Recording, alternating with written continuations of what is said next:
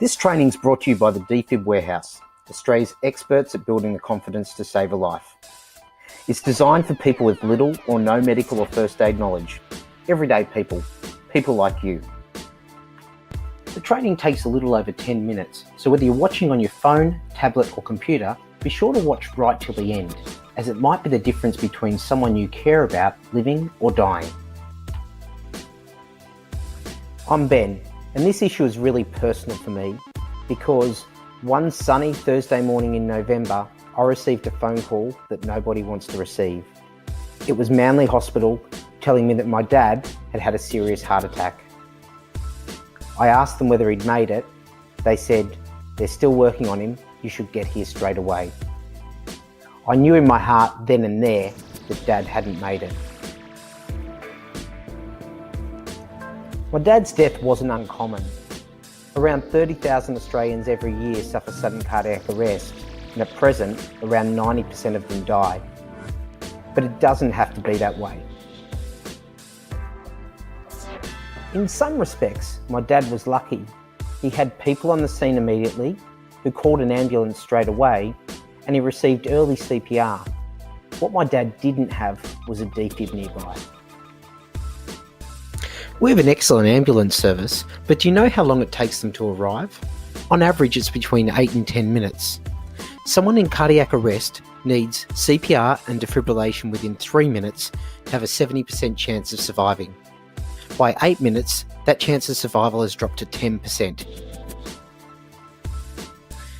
With the ambulance service simply not able to make it there fast enough, an important part of bridging the gap for patients is publicly available defibrillators. Thankfully, organisations like yours are realising this and investing in these. With more available, what we now need is people who are confident using them to save a life. The training covers 3 topics. The first are the 3 beliefs that people have that simply aren't true and are stopping us from saving a life. The second teaches you how to recognise that someone might be in sudden cardiac arrest and what you need to do to help them. And finally, we show you how, with a DFib by your side, the only thing stopping you from saving a life is the belief that you can do it. We've all believed something in life that's later turned out not to be true, and mostly these beliefs are harmless. But when it comes to assisting with sudden cardiac arrest, there are 3 things that people believe that are simply not true and are dangerous because they're costing people their lives. The first belief that simply isn't true is that you need to be a trained professional to use a DFib. You don't. The DFib that you have access to is designed specifically to be used by untrained or minimally trained members of the public. In fact, the Australian Resuscitation Council endorses and recommends use of DFibs by untrained bystanders. The second belief that simply isn't true is that you might hurt someone using a DFib. The DFib that you have will analyse the patient's heart rhythm, and it will not administer a therapeutic shock unless it can help that patient. The third and final belief, which isn't true, is that you might be sued for trying to provide well-meaning first aid. Good Samaritan legislation or case law exists in every state in Australia, and there is no record of anyone successfully being sued for trying to administer first aid.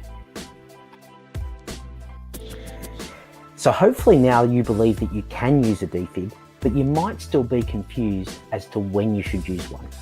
The next section of our training looks at the 2 ways you can tell someone might need you to get that DFib and the 3 things you need to do to help save their life.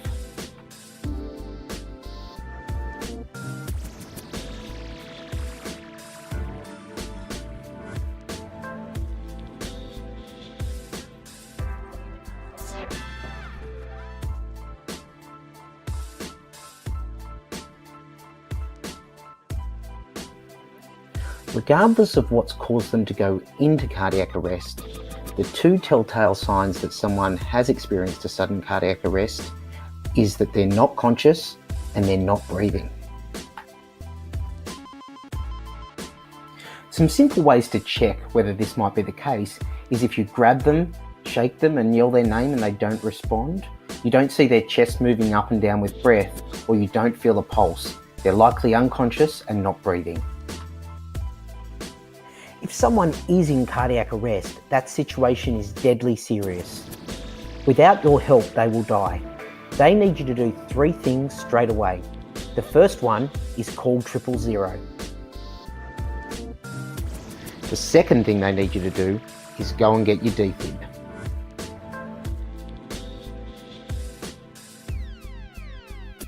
Then they need you to commence CPR. If there's more than one of you, get one person to commence CPR straight away and the other to go and get the defib while calling 000. Some of you might be concerned thinking, but hold on, I haven't been trained how to use the defib or how to provide CPR. The great news is that your defib will tell you exactly how to do both of those things. And for someone in cardiac arrest, they need that to happen immediately. So for them, any CPR is better than no CPR. You probably know by now that you can use a defib and when to use one, but do you really believe that you could use one? The final section of our training is focused on evolving your beliefs to ensure that you are heart restart confident. We're all expected to learn so many new things these days, but studies show we've typically forgotten 90% of what we've learned within a week of learning it. So why bother teaching you how to use a defib when the chances are you won't have to use it for years to come? Well, while you might forget what you've learned, you won't forget what you believe. And the focus of this training is helping you believe that you can use a defib to save a life. In life, we've all benefited from the help of a coach to help us get through a tough situation. We want you to look at your defib as a coach that's going to help you get through that life-threatening emergency. Now's a chance for you to watch your defib in action.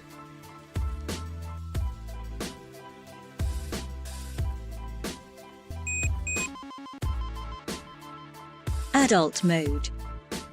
Remove all clothing from patient's chest. Pull red handle to reveal pads. Look at pictures on pads. Apply pads to bare skin exactly as shown in the pictures. Press pads firmly.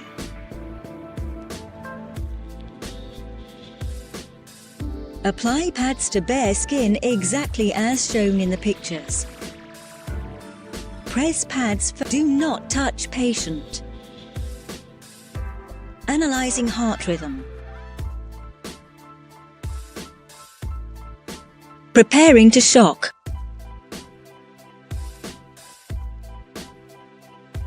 Everyone clear. Do not touch patient. Delivering shock. Shock delivered. Provide chest compressions to the beat. The heel of one hand should be in center of chest. The other hand should be on top of first hand.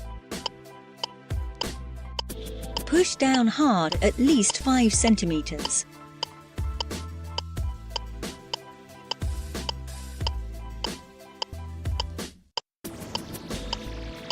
Lean over the patient. Keep elbows straight. Use body weight to push.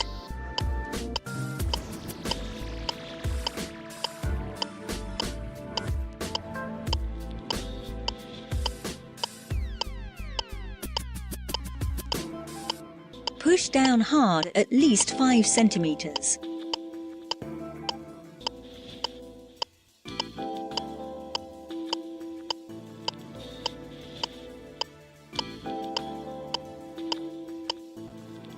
Hopefully you saw that was straightforward and believe that you could do that if required.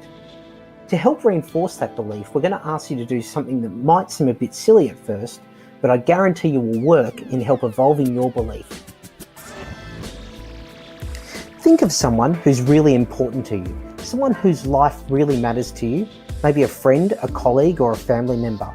Now, every time you walk past your defib, I want you to picture something in your mind really vividly, and that is you taking that defib off the wall and saving the life of that person who means a lot. Do this every time you walk past your defib to remind yourself that you can and should use it in an emergency. So remember, Beliefs are powerful, but not always true. Here are 3 things that are true. 1. Anyone, trained or untrained, can use a defib. You can use a defib. 2. The defib won't hurt someone. And 3. You won't be sued for providing first aid. Signs of sudden cardiac arrest are someone being unconscious and not breathing. When you notice those signs, there are 3 things you need to do. You need to call 000, you need to get your defib, and you need to start CPR. And finally, even if you forget exactly how to use your defib, remember that you can get it and follow the simple instructions to save a life.